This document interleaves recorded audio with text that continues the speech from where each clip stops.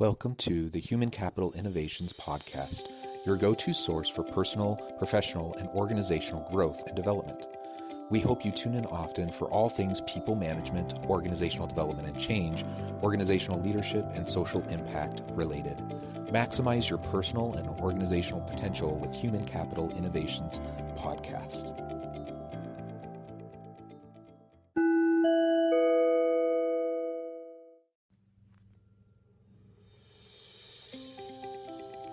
Welcome to the Human Capital Innovations Podcast.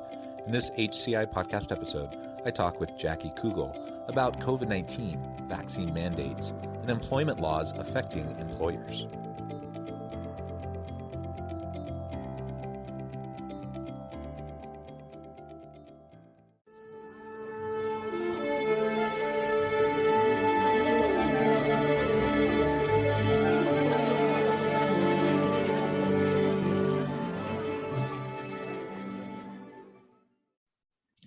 Kugell, welcome to the Human Capital Innovations Podcast. Thank you. Thank you for having me. Yeah, I'm super excited to have a conversation with you today. And you come to us with a great background in employment and labor law. And today we're going to be focusing on a variety of issues surrounding the pandemic and the new normal of COVID vaccines and reopening businesses, honing in and focusing in on a bit looking at FMLA and other leave laws affecting employers during this pandemic period. As we get started, I wanted to share Jackie's bio with everybody. Jaclyn Kugell is an established employment lawyer at Morgan, Brown & Joy who counsels business owners and management through virtually every scenario surrounding the employer-employee relationship. As chair of Morgan, Brown & Joy's management committee, she brings strong leadership skills to clients, helping them to make important business decisions and manage their operations efficiently while minimizing risks. Her practice encompasses daily employment counseling, training, employment litigation, collective bargaining, and labor arbitration. Kugell proactively works with clients to avoid allegations of wrongdoing, carefully advising on ways to run operations that meet business objectives and achieve compliance. Thank you so much again for joining me. It's a pleasure. Anything else you would like to share with listeners by way of your background or personal context before we dive on in? No, I will simply say that as an employment lawyer, I've been practicing, Jonathan, for almost 30 years. I have never seen anything like what we've experienced in the last year and a half to 2 years now. And well, I shouldn't reflect on 2 years, but I feel like it will be going on for 2 years soon enough. It's been a really dynamic and fascinating time to be guiding and assisting employers with respect to labor and employment law. Yeah, well, thank you. And it really is unprecedented times. And I know people are probably tired of hearing that, and they're probably tired of hearing about the new normal and all these kind of cliches. But you know, it's reality that like things have changed, and employers have been having to wrestle with all of this shakeup and how to not only meet the needs, the emotional, the psychological, the creative and innovative needs of their people, but also you still have to stay compliant, and we want to keep our people safe physically as well as mentally. And there's just a lot of issues surrounding that. So as we dive on in, let's start by setting the stage a little bit. What do you see as some of the biggest challenges facing employers right now during the pandemic in relation to employment and labor law more generally? Sure. Well, one of the things I do think that's really fascinating and really unprecedented, just to continue to use it, but a big challenge is there's been a real big shift in bargaining power, right? I mean, we now have employees to some degree kind of dictating terms of employment in a way that we haven't seen before. I'm talking about things like hybrid work environments and remote work environments. You know, I spent a whole lot of my career talking to employers about, I don't want to say fighting the remote workplace, but sort of saying we really want our folks inside. We think that's important. We'll think about an accommodation for somebody, but we really would like people to work at our workplace, and certainly, with regularity. And now employers are really seeing the change and the change that has resulted in happily productivity, but an expectation that these changes are going to continue. I think something else that's going on, which I know many employers are dealing with, is this whole need to kind of almost entice people back to work. Again, something we haven't seen before. And we're seeing it in industries that, have been being talked about in a variety of different ways, right? So the retail and the fast food market, we're seeing changes there in compensation to try to drive people back. There was one report that I read not long ago that, we're seeing fast food restaurants with sort of regularity moving to $15 an hour, something that, before the pandemic was kind of being argued and fought about. But we're even seeing bonuses for fast food workers and sort of hourly workers in a way that we haven't seen before. So there's a lot of these changes that I think, in addition to the legal compliance issues, employers are trying to get used to because it's different, and there are different things that we have to be concerned about. Then we have, and I won't keep talking, but I want to answer your questions. But really, I think we thought we were going back to normal, and then the Delta variant has just turned that all on its head. And now we're seeing a lot more discussion of these across the country, of course, as you know, the mandated vaccine, the mandated mask policies, the arguments and the disagreements about that from very personal places entering the work environment. So I'll stop. I will tell you, I spend an awful lot of my time now in the last several months talking about mandated vaccine policies. So that is a big topic of conversation that, 2 years ago, I was not talking to people about. Yeah. Well, thank you. You highlighted a whole bunch of the issues that organizations are facing and wrestling with. And you're absolutely right that in this labor market, it seems that workers have options.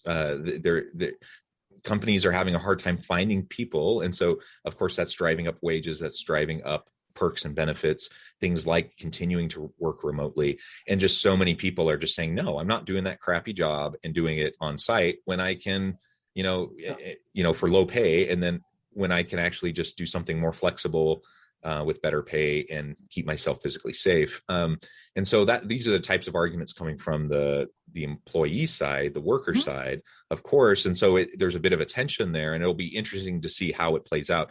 But I think, one thing that we've seen already is that more and more organizations, just labor market pressures are forcing organizations to accommodate and adapt and to provide, more of those types of options. And so I think hybrid work, of course, is something that's been talked a lot about. I think that's going to become more and more typical, more so than it ever was pre-pandemic.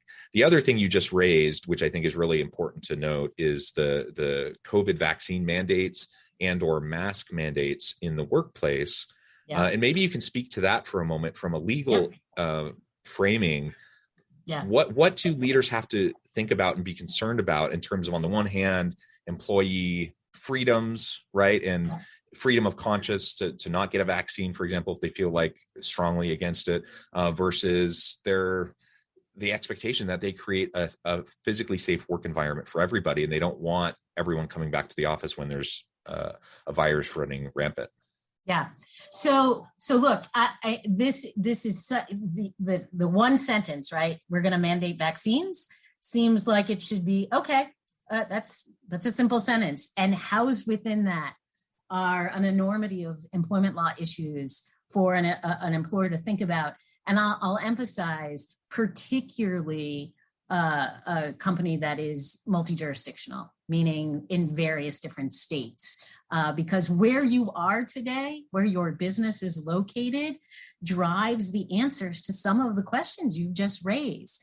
But to set the stage, simply and easily, something we feel more comfortable with, and I'm going to lay it out that way. If you would ask me this question, I'll back up a little bit. If you would ask me this question late spring, particularly with the EUA approval, April, May timeframe, I would have been cautious. I would have been saying, let's do some incentives, which even, by the way, itself have some legal issues that come along with it. But let's do some incentives. Let's be soft. Let's not mandate.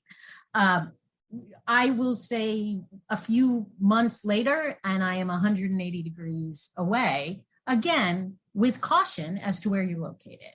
But let me start with where I'm located. I'm in New England. And so vaccine mandates here are common. What we are, and we have, of course, we have a lot of healthcare in New England. We have a lot of colleges and universities in New England, exactly the industry we're seeing a lot of the vaccine mandates come from. And so first and foremost, we're saying no, that it implicates a vaccine mandate. While something an employer can require, you need to be vaccinated to come to our workplace. Let me step back one step. You need to tell me that you're vaccinated. So even before we get to mandate, can you require that somebody show you that they're vaccinated by way of a vaccine card? Again, cautious about where you're located, but certainly generally the EEOC has said, yes, you can ask that question. So the Equal Employment Opportunity Commission is on board. And we know as employers that we are then asking for information that once we see it, that's medical information that we need to maintain confidentially.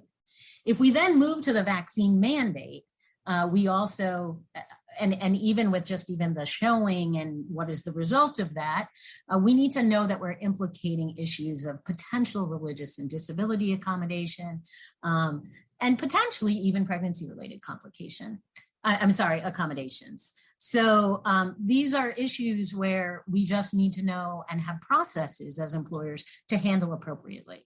And so that's one of the things, in addition to helping draft the policy. Of course, something that we're putting right in these policies is if you need an exception, if you need an accommodation because of a religious issue, because of a disability issue, or because of a pregnancy issue, here's the process. This is what you do.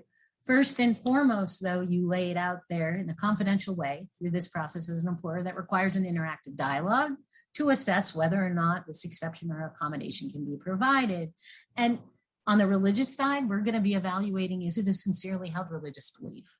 And, one of the things that I've already seen is, I would say, assistance from religions that people are clearly getting from the internet. And I'm not suggesting that there aren't legitimate religious requests out there at all. Of course there are. But you can also see that there is some useful information that people have gravitated to providing that may or may not be questionable sincerity. Employers want to set up processes to have some confidential discussions with someone in HR to evaluate that. And then the big question is, can we say no? Can we say you have to get vaccinated, or can we say you can't come into this workplace if you're not, as the alternative? And if we say you have to be vaccinated, or you don't come into this workplace, do we have a job for you to do then if you can't come into this workplace? These are all tough issues, but frankly, this is just the first issue.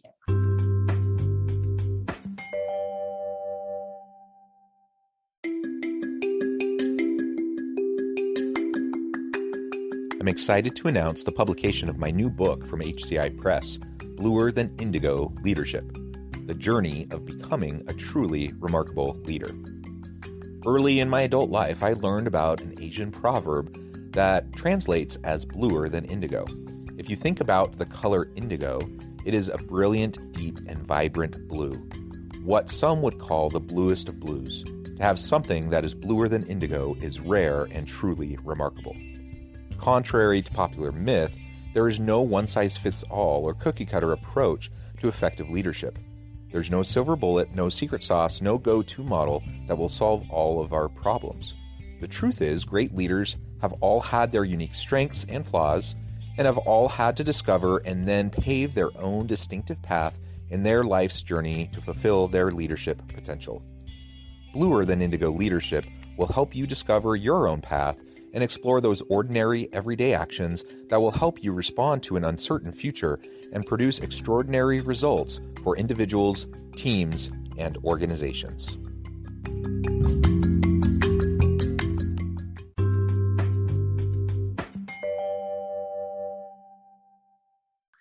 We have a variety of other issues that come from vaccine mandates. There's been some discussion already as to whether or not this neutral policy of requiring vaccines is going to result in disparate impact discrimination. So thinking about that, then there's the complications of things like wage and hour issues. Are you paying for people to the time to go get that vaccine if you're going to mandate that they get it to come to work? Are you paying them for time, whether or not there's a state law in place that requires you to pay them for sickness from a vaccine? Are you paying them for that? What's your decision there? And going back to the first issue, we want to make sure we bring people in because we have these seats to fill. Depending upon where we are in the country, we may be running away employees from our businesses on these seats if we're having these vaccine mandates. Top that off with, Montana has a law now that your vaccination status is a protected characteristic and can't be used against you in employment. So it's really, sort of take a simple topic while I hate selling that you need to talk to your employment lawyer, which of course I don't, it really is one that's fraught with a variety of employment law issues. But it's real time, real stuff. And we are sinking our teeth into these issues and saying at some points, we're not really sure, but these are our best guesses looking at things like flu vaccinations and refusals of that in the past, those kinds of things. Yeah, excellent. You laid out a bunch of really important issues. And of course, part of the complication of all of this is it's just real-time case law, right? So we just have to see how things play out and the types of decisions that are made. And so when you say that we need to be cautious about where we're at, a part of that is because, you look at existing precedents that might be applicable, but we don't actually know how the courts are going to land on these issues at this point in time. So all of that just increases the complication level. Excellent. So you laid out many important issues. The other thing I wanted to touch on then is all of the leave stuff associated with the pandemic. So we have FMLA, we have other types of leave policies and laws that are out there that affect employers and employees, of course. Can you lay out some of the latest on that, what we're seeing in existing cases and how organizations are using their leave policies within the pandemic context? Sure. So, I mean, I can't, we had a leave platform before, right? I mean, pre-pandemic, we were already talking about, of course, the federal FMLA that provides leave to employees of employers of 50 or more in a 75-mile radius. And that was 12 weeks of unpaid job protected leave. We already had that. And early on, we knew that COVID, for example, wasn't automatically a serious health condition covered by the FMLA. The Department of Labor came out fairly early and said it could be a serious health condition, but it's got to meet the definition. Meets the definition, somebody's going to have FMLA rights. If it doesn't hit the definition, you don't have leave rights under the FMLA.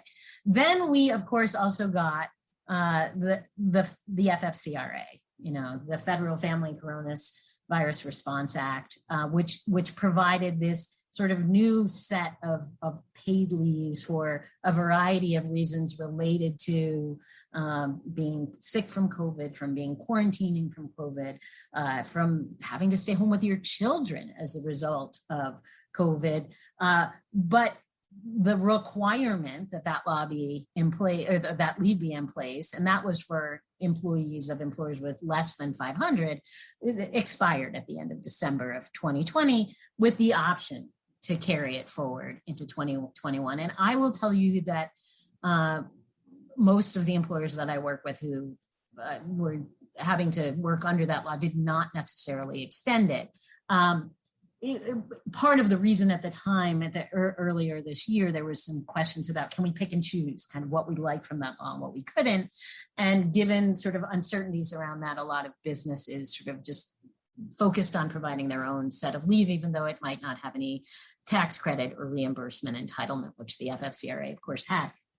But then, again, talk about the difficulties of being multi-jurisdictional. Cities came up with their own COVID leave. States came up with their own leaves. Massachusetts, to give you this example, in the spring of this year, passed an emergency paid COVID sick leave law, which honestly at the time, spring of 2021, when we are on the precipice of vaccines and everybody's feeling really confident that this thing is getting stamped out, going away, we were all kind of scratching our head like, geez, aren't you a little late to the game?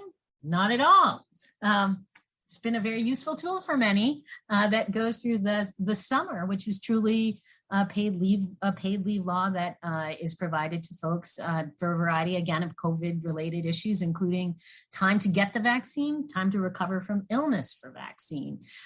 So I would say from an employer's perspective, yet again, the difficulty has just been how dynamic the laws have been for compliance purposes, how this is so evolving at each moment. There's something more as an employer that I have to pay attention to on the employment law front, while at the same time I'm trying to struggle to run my business. Let me layer on top of all of that. Before COVID, this proliferation of state paid family and medical leave laws were coming down the pike, and they're complicated. And they layer on top often of the Federal Family and Medical Leave Act. They apply to many more employers than the FMLA. And in some instances provide much more paid leave, much more protected leave with pay through a state program. And we're now at a place where we're facing if I start my count, frankly, with New York, back in 18 timeframe. If we go from New York forward, these very heavy laws, there's 7 of them. So 7 states, in addition to what already existed with New Jersey, Rhode Island, and California. But, again, to give you you and your listeners a sense, Massachusetts now provides 26 weeks of job protected paid leave for all of the FMLA reasons and then some.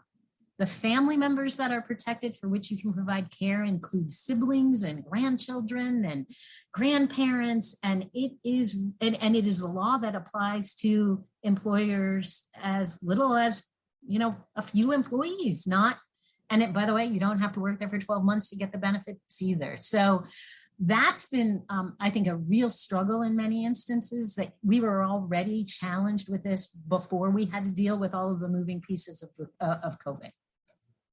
Yeah, thank you for all of that. My goodness. So the layers of complexity here are intense. And of course, as you mentioned, employers have had to wrestle with all of these sorts of issues pre-pandemic, and it was getting more and more complex anyways. And HR, employment law compliance, takes up a lot of energy, a lot of time in a lot of organizations.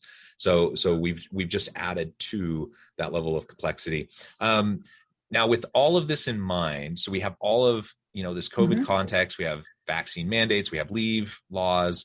Ultimately, it comes down to how are organizations going to choose to deal with the most pressing issues facing employees today, largely, and that is physical and mental health related to work.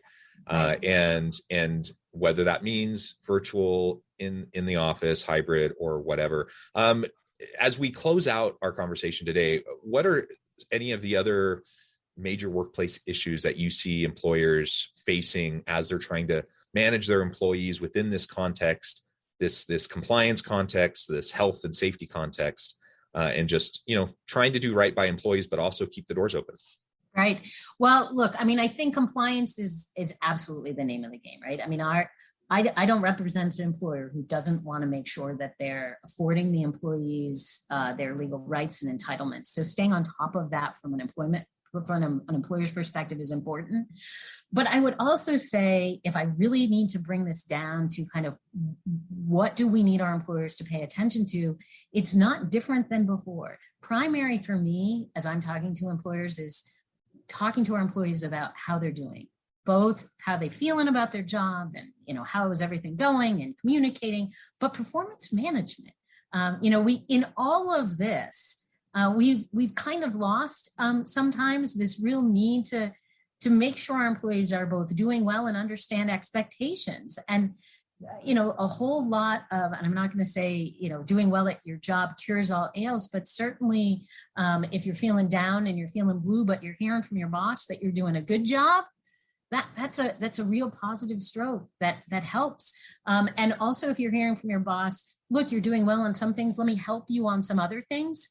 Again, really useful for that continuity in terms of the employment relationship. The distance has cost some of this performance management. We're not with our employees every day. We're not watching what they're doing every day.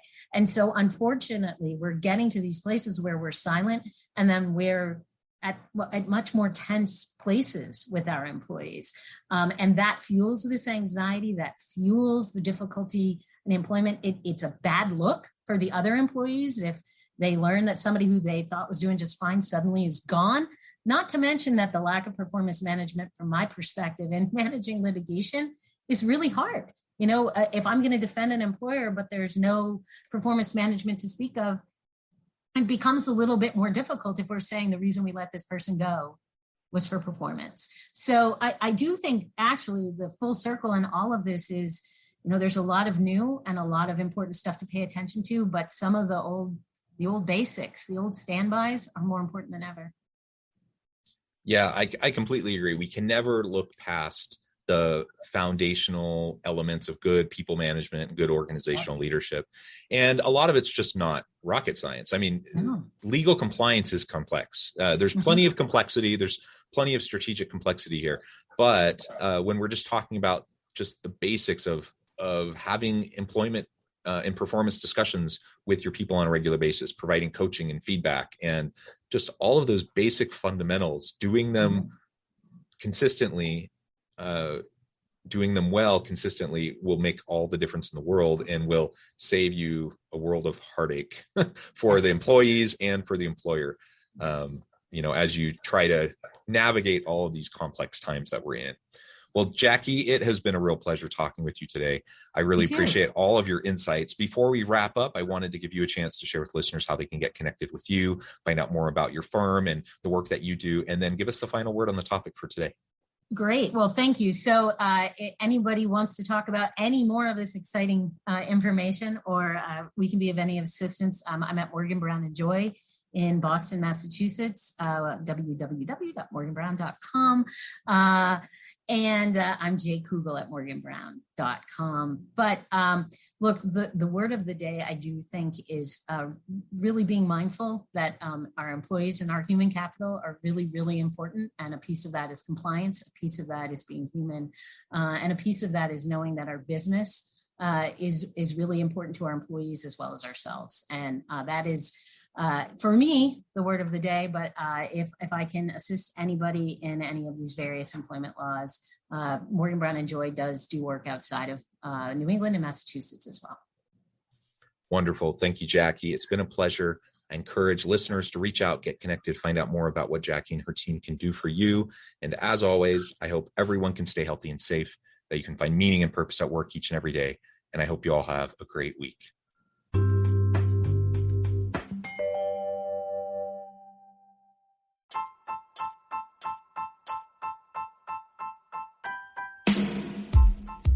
The alchemy of truly remarkable leadership. Ordinary, everyday actions that produce extraordinary results. Consider how the nature of work has shifted over the past 50 years. With increased globalization, rapid technological advancement, and the shift in economic composition, the average job of today looks very different than the average job of 50 years ago. What will the jobs and organizations of tomorrow look like?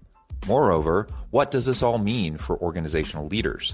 What are the core competencies and capabilities of organizations and their leadership that are prepared for continued disruption and geopolitical and socioeconomic shifts? Regardless of what the future holds, increasingly, leaders need to be socially minded, data-driven, decisive, champions of talent, and disruptors of the traditional notions of leadership, teams, organizations, and work.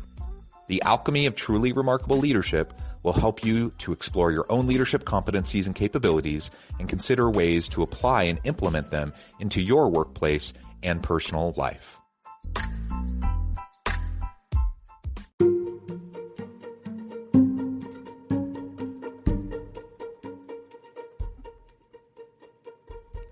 Check out Human Capital Innovations magazine, Human Capital Leadership.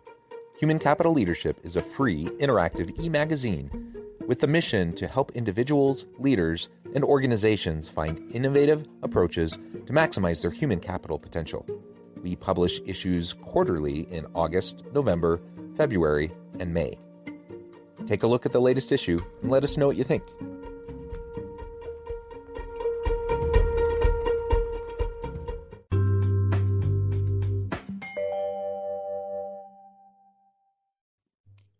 Thanks again for joining us for this episode of the Human Capital Innovations Podcast. I hope you stay healthy and safe and that you have a great week.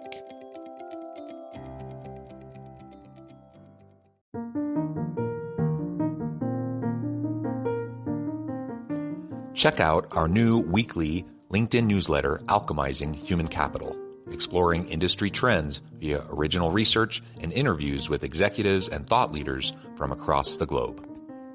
We look forward to having you join us.